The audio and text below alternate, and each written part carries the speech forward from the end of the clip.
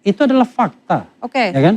Anda yakin Indonesia ini negara yang independen penyidiknya atau penegakan hukumnya? Kalau enggak, kita enggak berdebat dari di sini. I don't know, you tell me. Iya kan? Nah, karena itulah kemudian kita katakan bahwa kasus ini dari awal memang aromanya politik.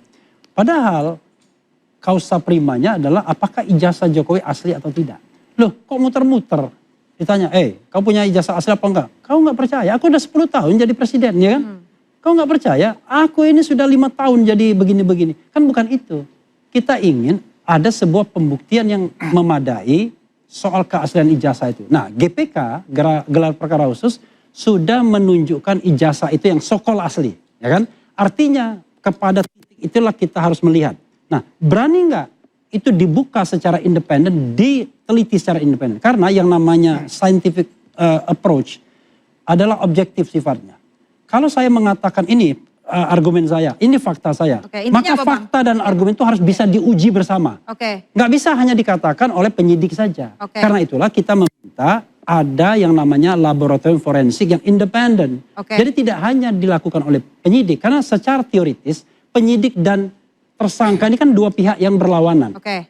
Penyidik itu menersangkakan, tentu saja kita kemudian melawan balik. Nah, karena itulah kita minta independensi. Dan ini adalah persoalan yang laten. Makanya ada yang namanya reformasi, percepatan reformasi Polri yang dipimpin oleh Pak Jimli. Kalau enggak mungkin ada begitu. Silakan, Bang. Ya, dari aku Sedikit sih, saja, Bang, intinya. Jadi aku berharap nanti pada saat apapun nanti perkembangan kasus ini, data-data publik yang kukumpulkan ini bisa membantu menerangkan kasus ini.